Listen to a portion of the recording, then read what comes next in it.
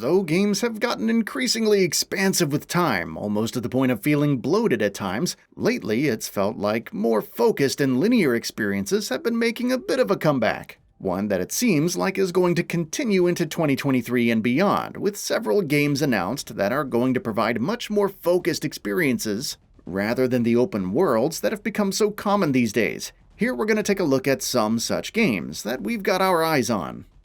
Dead Space.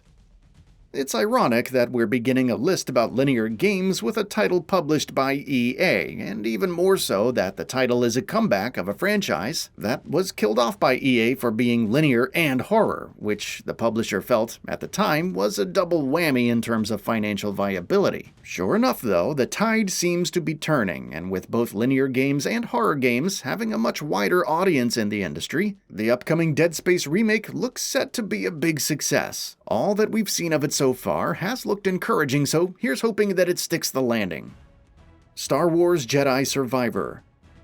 Of course, the game that opened EA's eyes to the fact that linear experiences can still be very successful was Star Wars Jedi Fallen Order, and in just a few weeks, EA will be delivering its sequel, Jedi Survivor. Its Metroidvania structure makes it less linear than many others on this list, at least in the traditional sense of the word, but of course, it will still be looking to deliver the kind of dense experience with constant forward momentum that its predecessor did. Resident Evil 4.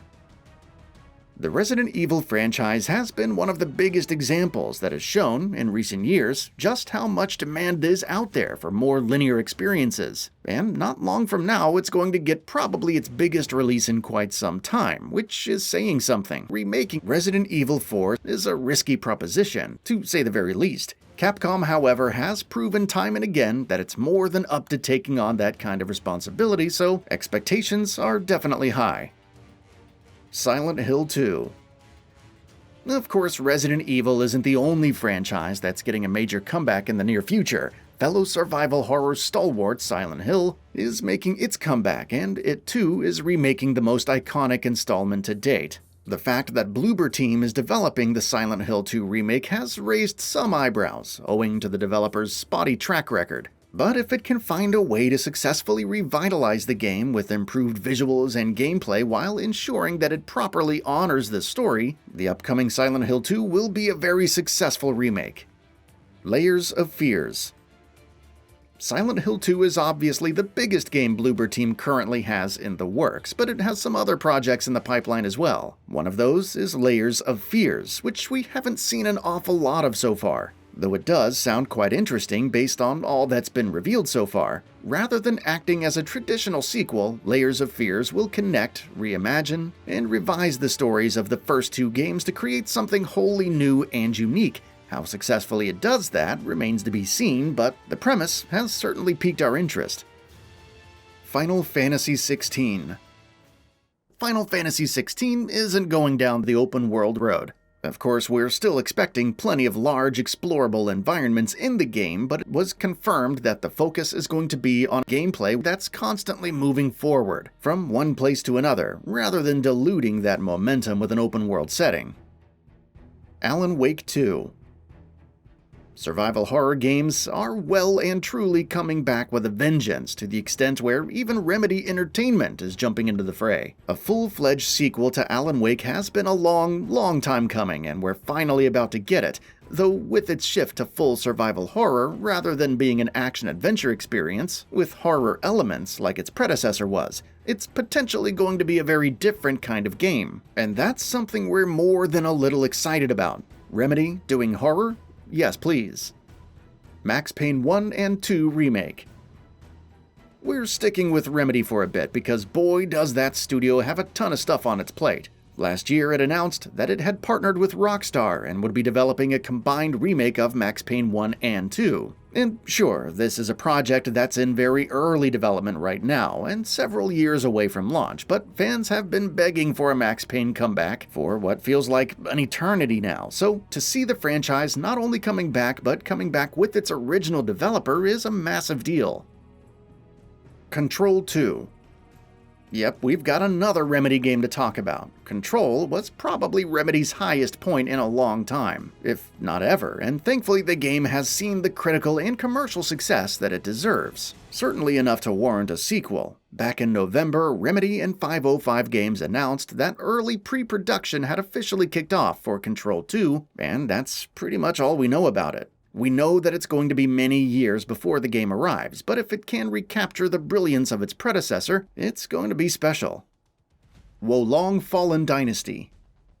2024 will see Team Ninja jumping into the open-world realm with PS5 exclusive action RPG Rise of the Ronin, but the developer isn't quite done with Souls-like games either. Not long from now, we're getting Wolong Fallen Dynasty, which looks like Team Ninja took Nioh and then sped it up by about 10 times. With faster and more furious combat, new combat mechanics, brutal bosses that will push you to your limits, and more. It's looking like an intriguing prospect to say the very least.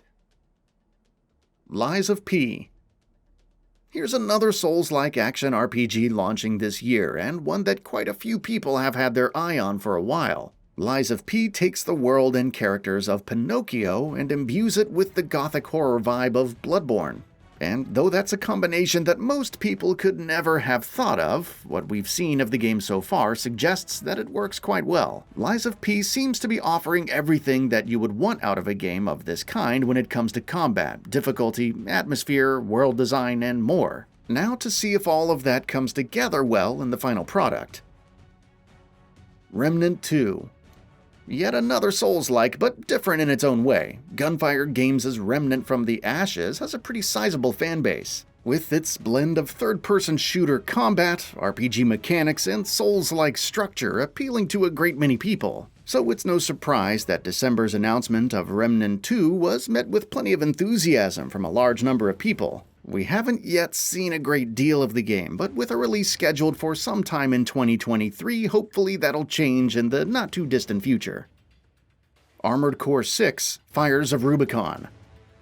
Ironically enough, From Software isn't putting out a new Souls-like title this year, but the developer does have something coming nonetheless. The Armored Core franchise has been lying dormant for many years, but From is finally ready to bring it back from the ashes. No, it's not a Souls-like, but if the developer can bring the same level of mechanical ingenuity, gameplay depth, and world-building to Armored Core that it has for each of its major new releases this side of 2009, we'll be in for a treat.